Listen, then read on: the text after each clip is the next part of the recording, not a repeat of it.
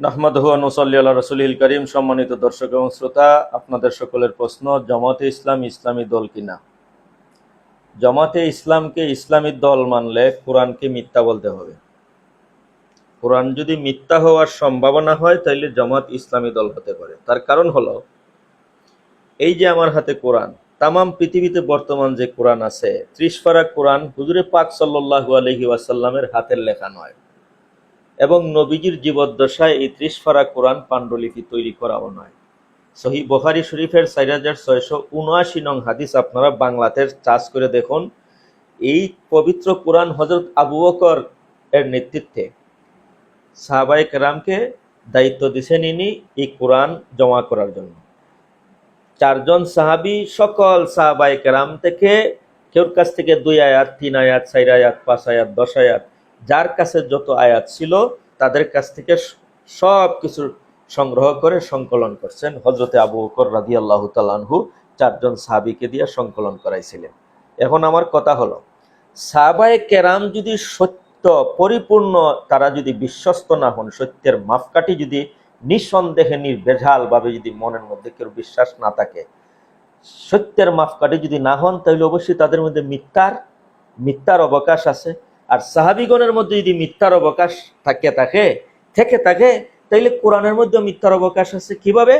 কারণ সাহাবীগণ তো আল্লাহর রসুলের রেখে যাওয়া কোরআন তারাই সংকলন করছেন। তাদের কাছ থেকে 1 আয়াত 2 আয়াত আইনা সাহাবায়ে কেরাম 4 জন সাহাবী আবু বকরের আদেশে, আবু বকর সিদ্দিক রাদিয়াল্লাহু আনহুর আদেশে সংকলন করছেন। এখন সাহাবায়ে কেরাম যদি বিশ্বস্ত না হন, তারা নিজের কাছ থেকে 1 আয়াত 2 আয়াত বাড়াইতে পারেন, তার ব্যাপারে যদি পরিপূর্ণ আস্থা বিশ্বাস এবং 100% সিওরিটি না থাকে যে তার সত্যের জন্য, পরিপূর্ণ সত্যের জন্য নির্ভেজাল মাপকাঠি, তাইলে এটা যদি বিশ্বাস না থাকে তাইলে তারা মিথ্যা তাদের মধ্যে অবকাশ আছে।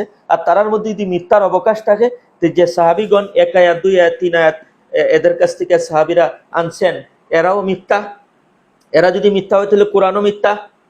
সুতরাং কোরআনের মধ্যে মিথ্যার অবকাশ নেই। এই কোরআন হুবহু সেই কোরআন যা নবীর কাছে নাজিল হয়েছিল, এটা যদি কেউ বিশ্বাস করে, এবং এটাই তামাম পৃথিবীর সবাই বিশ্বাস করে, এই কোরআন নবীজির কাছে যেই কোরআন নাজিল হয়েছিল সেই কোরআন যদি এই কোরআন হয়, এই কোরআন তো নবীজি পাণ্ডুলিপি তৈরি করে যান না, এটা তো সাহাবীরা তৈরি করছেন। সুতরাং এই সাহাবীরা যদি 100 সত্যের মাপকাঠি না হন, মিথ্যার যদি অবকাশ থাকে, যে সাহাবীগণ 30 পারা কোরআনের এডিশন তৈরি করেছেন, তার মধ্যে যদি মিথ্যার অবকাশ থাকে, তো কোরআনের মধ্যে মিথ্যার অবকাশ আছে। সুতরাং সাহাবায়ে কেরামকে সত্যের মাপকাঠি মানলে কোরআন 100% নির্ভেজাল সত্য, এটা প্রমাণ হয়। আর সাহাবায়ে কেরামকে সত্যের মাপকাঠি না মাইনে এদের মধ্যে মিথ্যার অবকাশ আছে মানলে কোরআনের মধ্যে মিথ্যার অবকাশ বলা লাজিম হয়ে যায়, জরুরি হয়ে যায়। সুতরাং এই কারণে আহলে সুন্নাত ওয়াল জামাতের নির্ভরযোগ্য উলামায়ে কেরাম বলেন, আইম্মায়ে কেরাম বলেন, সাহাবায়ে কেরাম সত্যের মাপকাঠি।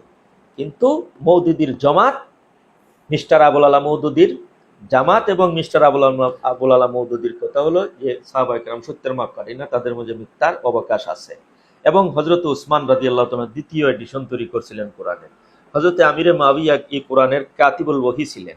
সুতরাং এই সাহাবীগণ যাদেরকে মিস্টার মওদুদি কটাক্ষ করেছে, হযরতে উসমান, আমিরে মাবিয়া, এরাও তো কোরআন সমবেতকারী ছিলেন।